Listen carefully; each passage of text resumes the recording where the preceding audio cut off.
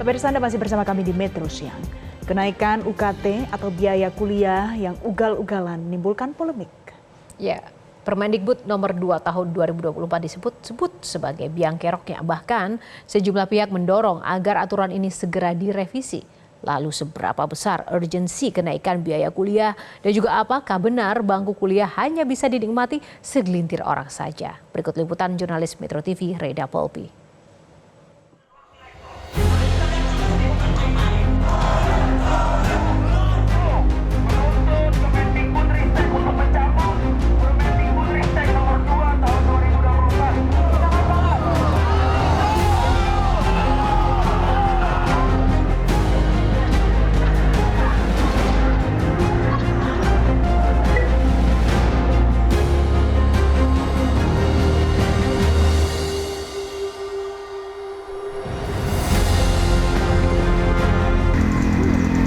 UKT atau biaya kuliah kembali menjadi polemik dalam dunia pendidikan tanah air.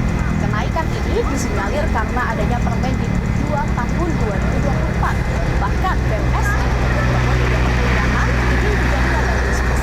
Lalu seberapa besar urgensi kenaikan UKT ini dan apakah benar pendidikan tinggi hanya bisa dinikmati segelintir orang saja?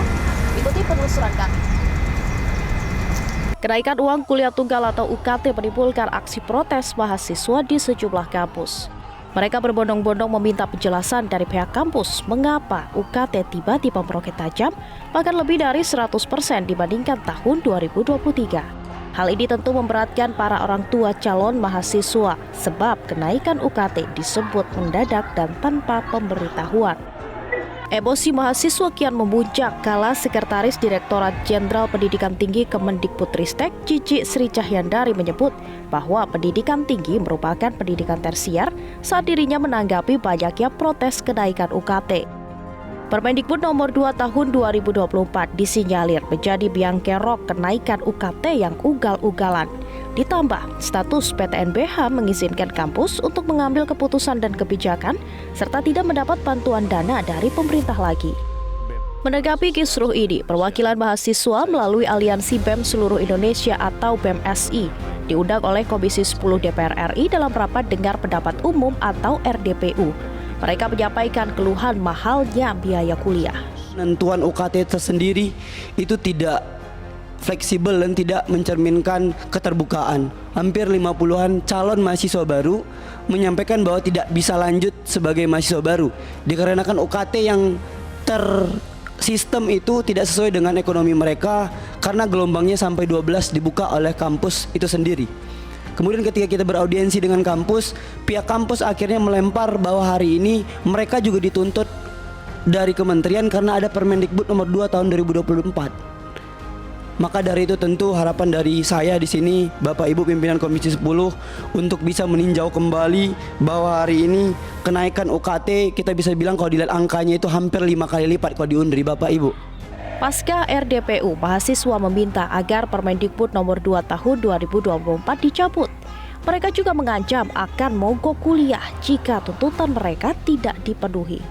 Kami dari berbagai kampus yang bergabung di BMSI memang berkomitmen, Mbak. Bahkan udah konsolidasi kemarin akan mengkawal bagaimana kesimpulan kita kemarin perwakilan BMSI dengan Komisi 10 untuk memanggil kementerian. Kalau memang tidak ada itikat baik, bahkan hasil yang kita sampaikan, maka kita akan membangun konsolidasi, bahkan ada instruksi dari BMSI akan kuliah mogok, Mbak, selama 1 hari. Kemudian apabila hal itu tidak didengarkan, maka kami akan membangun konsolidasi gerakan di jalan, Mbak. Lalu Permendikbud nomor 2 tahun 2024 mana yang bermasalah? Kalau kita lihat di pasal 6, di mana pimpinan PTN diperbolehkan untuk menentukan besaran UKT. Sementara di pasal 8, besaran UKT tersebut harus disetujui oleh pihak Kemendikbud. Padahal saat raker antara Komisi 10 DPR RI dan Kemendikbud ini menyebut akan melakukan koordinasi dan juga evaluasi dengan para rektor perguruan tinggi negeri. Nah, ini menjadi pertanyaan, apakah memang kenaikan UKT yang ugal-ugalan tersebut belum dilakukan koordinasi antara kedua belah pihak ini? Semuanya mengacu kepada Permendikbud nomor 2 tadi. Jadi kita akan mengajukan dulu ke Kemendikbud. Mengajukan, kemudian dia dipelajari oleh Kemendikbud. Itu artinya Kemendikbud sudah tahu ya, Prof, kalau mau ada kenaikan UKT ataupun mau ada tambahan tentang golongan? Ya, penambahan kategori, Mbak. Memang ada penambahan kategori. Ya, Tapi bukan maknanya menaikkan UKT, tidak. Jadi penyesuaian kategori UKT tersebut bukan berarti terjadi kenaikan UKT. Saya kira itu yang salah informasi. Berarti penambahan golongan itu Kemendikbud juga sudah tahu, Prof? Oh sudah, penambahan kategori itu. Penambahan kategori. Iya, SK-nya dari mereka, dari Kemendikbud SK-nya.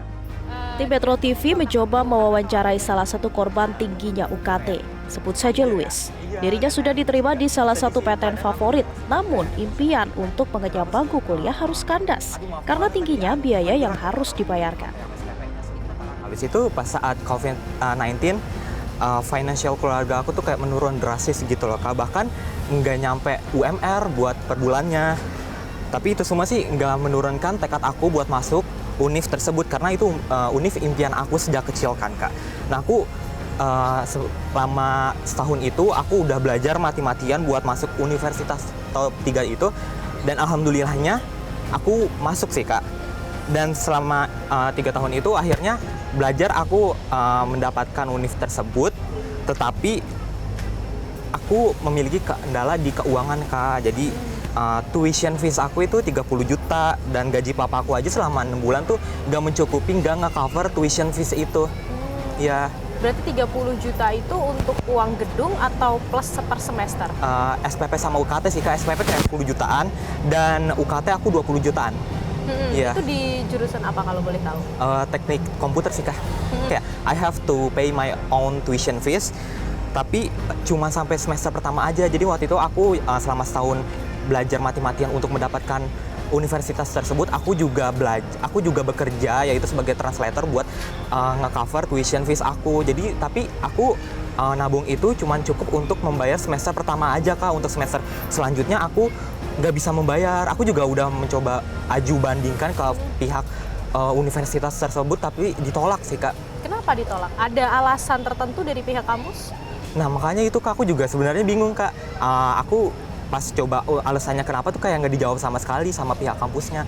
Jadi aku bingung karena gimana ya Kak, gaji papaku aja tuh selama 6 bulan nggak nge-cover tuition fees aku sama sekali. Tapi kenapa aju banding aja tuh nggak bisa gitu Kak.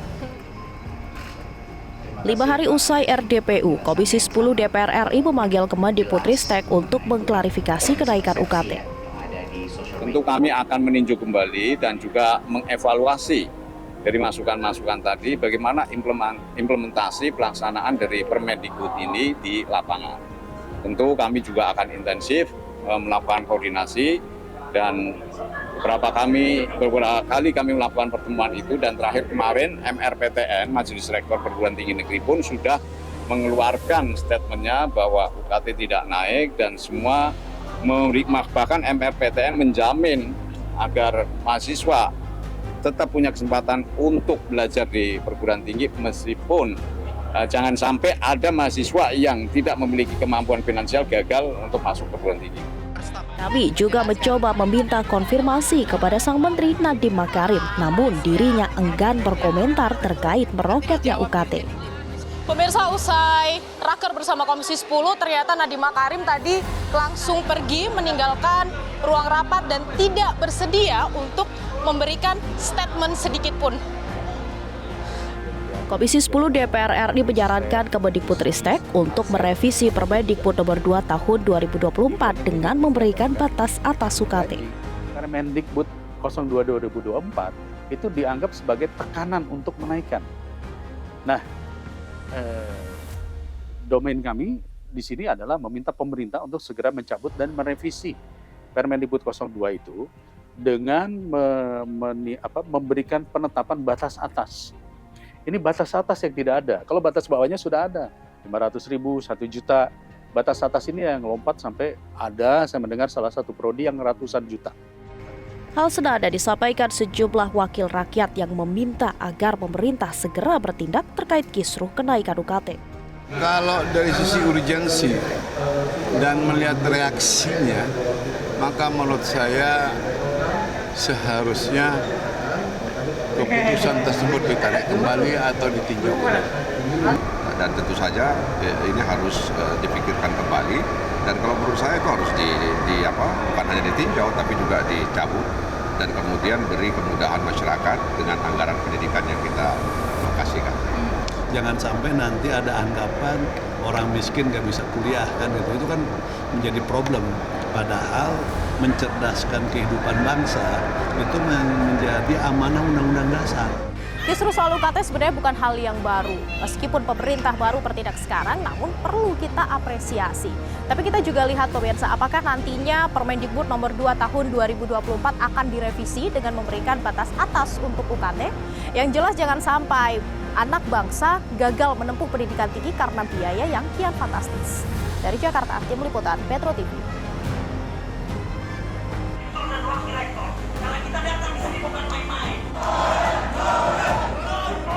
Menuntut Kemendikbudristek untuk mencabut Permendikbudristek nomor 2 tahun 2024. Silakan banget.